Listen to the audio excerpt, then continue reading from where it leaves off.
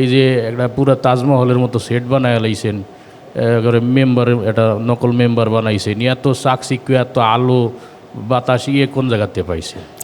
ইসলামকে এইভাবে প্রচার হয়েছে নাকি?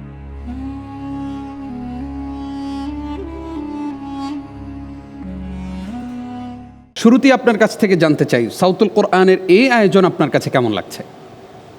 আসসালামু আলাইকুম রহমতুল্লাহি ওয়া বারাকাতুহু। ওয়ালাইকুম আসসালাম ওয়া রাহমাতুল্লাহ। কেমন লাগছে এটি পরে বলতে আসি, আগে আপনার কাছে আমি একটা প্রশ্ন করি। হ্যাঁ স্যার, চলে আসেন। আমরা জানি যে ইসলাম খুব সাদামাটাভাবে আসছে আমাদের এই পর্যন্ত, খুব মানে গরিবী হালতে আসছে। তা আপনারা যে একটা বড় লোকই কারবার সারবার করে ফেলাইছেন, আনতে পাইছেন, এই যে একটা পুরো তাজমহলের মতো সেট বানায় লাইছেন, মেম্বার একটা নকল মেম্বার বানাইছেন, এত চাকচিক্য এত আলো বাতাস কোন জায়গাতে পাইছেন? ইসলামকে এইভাবে প্রচার হয়েছে নাকি? এই ব্যাপারে আপনি আমার একটা জবাব দেবেন, তারপরে আমি আপনার আবদার রাখতে আসি। আপনি খুবই গুরুত্বপূর্ণ একটি বিষয় উপস্থাপন করেছেন।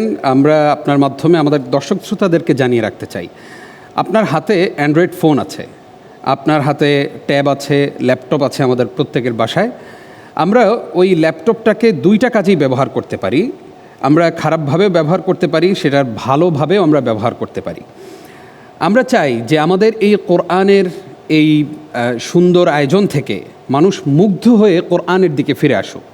এবং পাশাপাশি আপনি দেখে থাকবেন যে আমাদের এই স্টেজের যেই ডিজাইন, সেটের যে ডিজাইন, এটি শুধুমাত্র সাধারণ কোনো ডিজাইনই নয়, আমাদের প্রতিবারেরই ডিজাইনের মধ্যে একটা মেসেজ থাকে, আমাদের ড্রেস আপের মধ্যেও একটা মেসেজ থাকে। আমরা কখনো ফিলিস্তিনের কিফায়া পড়েও আমরা উপস্থাপনা করি, এর মাধ্যমে আমরা ফিলিস্তিনের সেই ভাই বোনদের সাথে সংহতি প্রকাশ করতেছি, সেটা আমরা বুঝাতে চাই। ঠিক তেমনিভাবে আমাদের এই সেটটি ডিজাইন করা হয়েছে মসজিদে উমাইয়া, যেটি দামেস্কে অবস্থিত, যেই মসজিদটিতে হজরত ঈসা আলাইহিসসালাতু ওয়াসসালাম কিয়ামতের আগে আসবেন এবং সেই মসজিদের সাদা মিনারার পাশে তিনি অবতরণ করবেন। সেজন্যই আমাদের এই চাকচিক্য, এই সৌন্দর্যমণ্ডিত এবং সৌন্দর্য বর্ধন করা, দর্শকরা যেন সেই মসজিদের সাথে পরিচিত হতে পারে। এবং পাশাপাশি আমরা চাই যে এই ধরনের সৌন্দর্য বর্ধনের মাধ্যমে আমরা যেমনিভাবে কোনো একজন ইমামের তেলাওয়াত শোনার ক্ষেত্রে আমরা ভাবি যে আমার মসজিদে যখন ইমাম রাখবো, যিনি সবচেয়ে সুন্দর কণ্ঠে তেলাওয়াত করেন তাকেই আমি নিব। কখনো কখনো এমন হয় যে যোগ্যতা থাকা সত্ত্বেও শুধুমাত্র কণ্ঠ সুন্দর না বলেই তিনি আর ওই মসজিদে চাকরি পান না, তিনি পিছিয়ে পড়েন।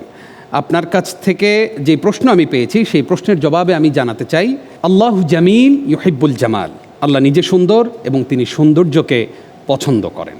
আপনি কি জবাব পেয়েছেন? মাশাআল্লাহ। তাইলে আপনার উত্তরে আমি যেটা বুঝলাম, মানে আমি যে মেসেজটা পাইলাম যে বর্তমানে ইসলামের বিপক্ষে বিভিন্ন মিডিয়া উঠে উঠে লাগছে, ইসলামের বিরুদ্ধে বিভিন্ন রকমের প্রোপাগান্ডা ছড়ায়। এই কারণে ইসলামের সৌন্দর্যটা আমরা যত সুন্দরভাবে উপস্থাপন করতে পারবো, মানুষের কাছে ইসলামের সৌন্দর্যটা ওইভাবে প্রকাশ পাবে, তাই তো? জি জি জি, মাশাআল্লাহ।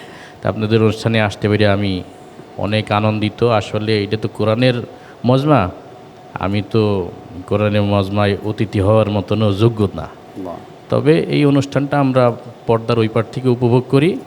আপনাদেরকে ধন্যবাদ, সাউতুল কোরআন পরিবারকে ধন্যবাদ, আমাকে এই মজলিসে এসে কোরআনের তেলাওয়াত শোনার একটা সৌভাগ্য করে দেওয়ার জন্য, সুযোগ করে দেওয়ার জন্য, এই জন্য আন্তরিকভাবে আপনার প্রতি কৃতজ্ঞতা।